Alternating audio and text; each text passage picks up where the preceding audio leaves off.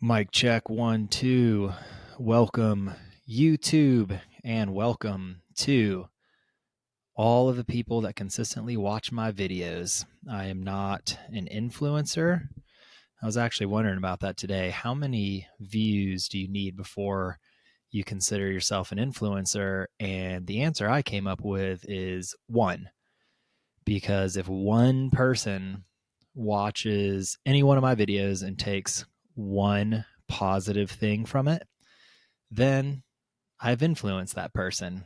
Therefore, that makes me an influencer.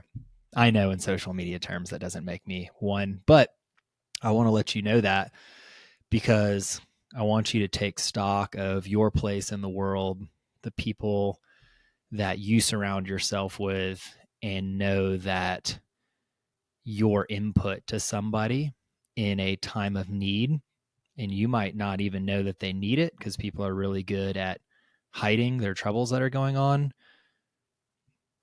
Be very mindful of what you say to people around you who are asking for advice or you think need advice, because you could have a major impact. And I'm not telling you be mindful, like be scared. I'm just letting you know that when we're talking about being an influencer, excuse me, the real influencing that's going on is not social media, 100,000 views on this video to look at some girl's fake boobs.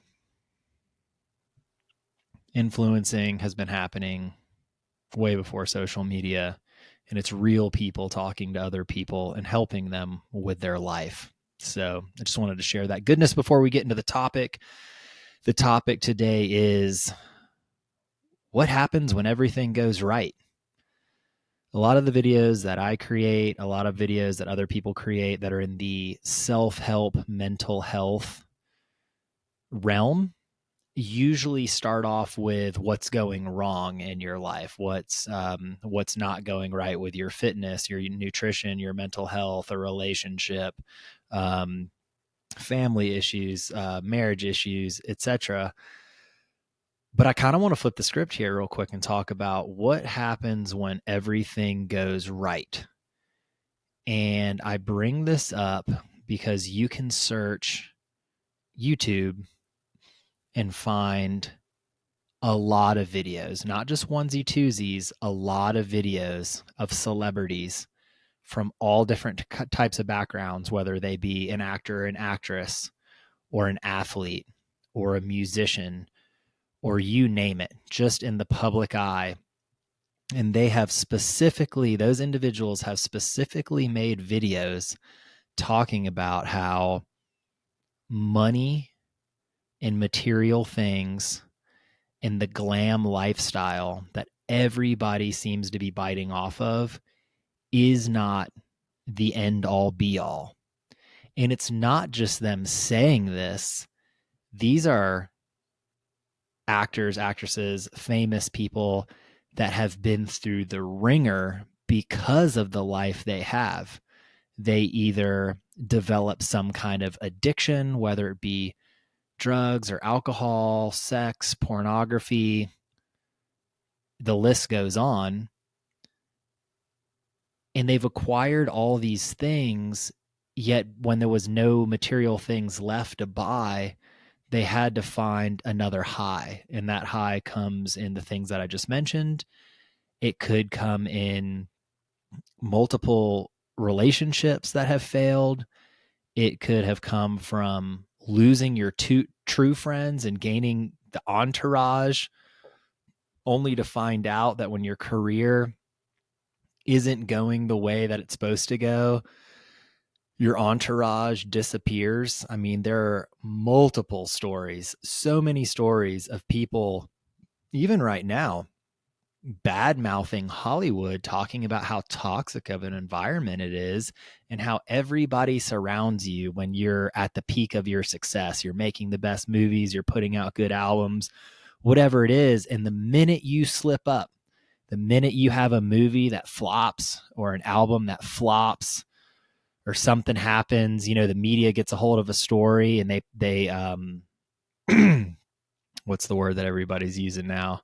When you're on the outs, you're getting canceled, and you get canceled and all those people disappear, and it leaves these celebrities with fat bank accounts and nobody around them to talk to. And then they make these videos about it and people just dismiss them. It seems like people dismiss them. You're like, oh, another celebrity with an awesome life that can't hold it together.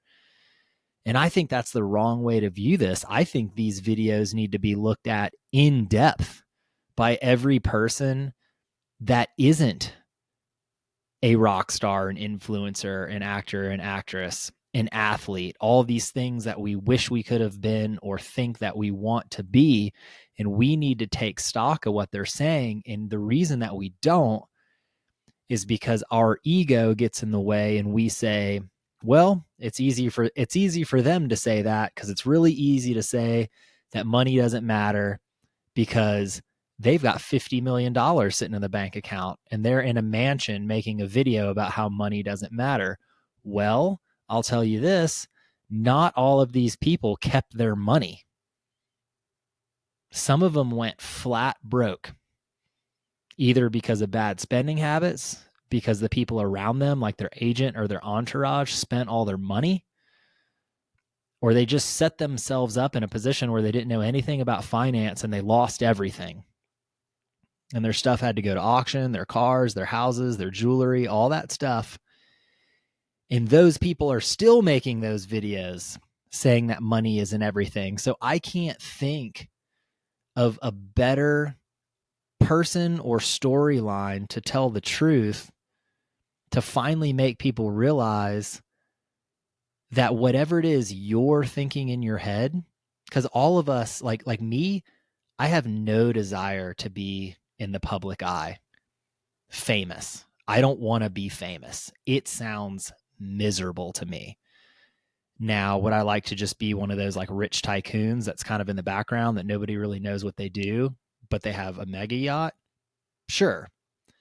But all these mega famous people and all these rich people keep saying that that's not it.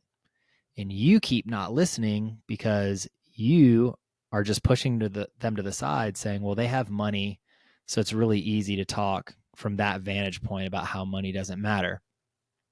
But I want to tell you this. I disagree with anybody who thinks that these individuals that have achieved fame and success and fortune are in a fortunate position. I completely disagree. And the reason that I disagree, and the reason I think they'll disagree with you too, is because the journey is the destination. The struggle is more important than the end goal. I can't imagine a life, because I haven't achieved it yet, and I'm scared to achieve it, to where the journey you're currently on, whatever it is that you're deciding to do, whatever your end result is, and let's just take the famous people because it's easy. If you decided that you wanted to be a famous actor and you wanted to be walking down the red carpet and have several films out and everybody knew your face and everybody knew your name and you had a zillion followers and you had a ton of money and you're on the cover of magazines and you're interviewing everywhere, which once again sounds miserable to me. But if you achieve that life, and that's the point of this video, what happens when everything goes right? If you achieve that life, and then you're sitting on your couch one day, on your day off, no interviews, you're not doing any social media, you're like, I'm just going to relax. And the thoughts start to creep in your head. What next? That is terrifying to me. And the reason that's terrifying is because most of us will never make it to our pinnacle. We will never achieve our utmost dreams and desires. Therefore, there is always a journey to continue on. And to me, I take solace in that, however you pronounce that word, because that means that there's something to strive for, something to work for, something to get up in the morning, something to make myself better, something, milestones to achieve. to make me know that I'm on the right track. Can you imagine if you achieve those goals at the age of 25 and you are a superstar athlete, rock star, actor, actress? That is why these people go off on the deep end. I don't even need to read any studies to know that that's why. Because once you achieve all those things and you're 25, 30, 35, you haven't even lived half your life that yet. And you've had this one goal in mind, and all of a sudden that goal came to fruition really, really quick. And now it's like, what else? And people start to dabble in other things like, oh, I'll start a nonprofit, or I'll travel, or if they're an athlete, they'll try a different sport, or if you're an actor and actress, they might try different genres or leave the big screen and go to Broadway, or if you're a musician, you do like a solo album or whatever. And some people can navigate that and always find like another achievement inside their niche, and that's awesome. But what I'm telling you, and what I've said in the last 11 minutes of this video, is that tons of people can't deal with that. And they get into drugs, like hardcore drugs like heroin and crack and methamphetamines, or weird addictions, and just run their lives into the ground. And unfortunately, a lot of this ends in suicide. So you're telling me that you're going to discount the videos of the people who have done everything and lived the life that you think you want to live, where your holy grail of achievement lies, and they're staring at you right in your eyes, even though you don't know them, but they're saying it publicly on YouTube in like an intimate setting in their house or something. And they're like, listen, man or woman, the end is literally the end. Like, it's no good. The journey and the struggle is the destination in itself, because once you reach the end, your mind will never let you be satisfied. You're going to continue to question yourself. So I pose this question to you. What do you consider success? What do you consider the end all be all of all your wishes and desires? I believe if you're in the US, because the way that our media and our culture works is you want to emulate people with mansions, six-figure cars, lavish vacations, 20,000 on the wrist, fancy clothes, going out to sporting events, sitting in the box, swanky parties, rubbing shoulders with people that you don't even really know, and they don't even really want to get to know you. And that's somehow the life that you want to live. But let me reframe that real quick, because this is where I'm at in my head. Stop thinking about the US.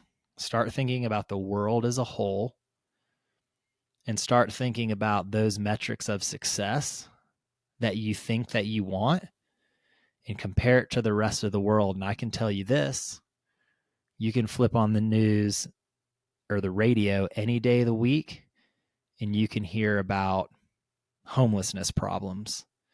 You can hear about poverty around the world. You can hear about refugee issues. You hear about war. We have 2 wars going on right now. Israel and Palestine, and Russia and Ukraine. Like 2 legitimate wars that are displacing hundreds of thousands of people from their homes. Thousands of people are getting killed. There's food issues. There's medical issues. Just a whole world of problems. And on top of that, if you look back to the US, you have people fleeing multiple countries around the world and trekking on foot, risking their life with just a bag on their back and maybe some water and food wherever they can find it, just to reach the border of this country to try and get in. Imagine how shitty the place that you came from has to be for you to just pick up a bag and be like, I'm walking. Insane. So when you think about, I want to be famous, wealthy, have all these things, once again, this is where my mind's at. I'm sitting in my house right now. I just had dinner. I'm staring into a computer that costs $1,000. I got this gear to do this podcast. I'm going to go to sleep tonight in a bed in a secure neighborhood. My family's taken care of. I got a car. I got money in the bank account. I'm not rich, but on a global scale, I'm a fucking billionaire. And you are too. If you live in any kind of structure that's not your car or a tent, whether you're paying rent or you have a mortgage and you have a mode of transportation and you aren't hungry right now, you are winning at life so hard compared to the rest of the world. And I can't emphasize this enough from my travels in the military over 22 years. Some of the shitholes I've been to and looked around and was just like, oh my God, I can't believe people live like this. And even more crazy, I can't believe that I'm walking past these places and people have a smile on their face. It's perspective. And if you don't have perspective, if you just lived in the US your whole life and have never traveled anywhere, or all you've traveled to is European and Mexico all-inclusive vacations, man, you got to get out and see the real world. You got to get out from behind the facade of the hotels and the restaurants and the infinity pools and all that. Thailand's a great example. If you go to Thailand, it's like the first 4 or 5 streets when you're in Bangkok or Phuket, have that tourist vibe, but you walk 10 minutes outside of downtown and it's just shacks and it's just poverty and it's bad. And I'm not trying to give you this smallest violin, like, oh, your life's perfect because relatively speaking, everybody else has a hard life. But what I'm telling you is you need to recalibrate your brain to stop looking at Instagram, stop looking at Facebook, stop watching these dumbass documentaries on Netflix and Prime Video about, millionaire housewives or these rich people doing this and just living in excess. It is all just consumerism. It's people trying to sell you something. You don't need to buy anything to realize that if you live in the US, you live in the best country there is, and there's more opportunity out here than anywhere else in the world. So I really just want you to take stock of your warm pillow at night. And even if you don't pray, just think to yourself and be grateful for the things that you have. Because like I said, if you have a full belly and a roof over your head, you're a billionaire. See you next time.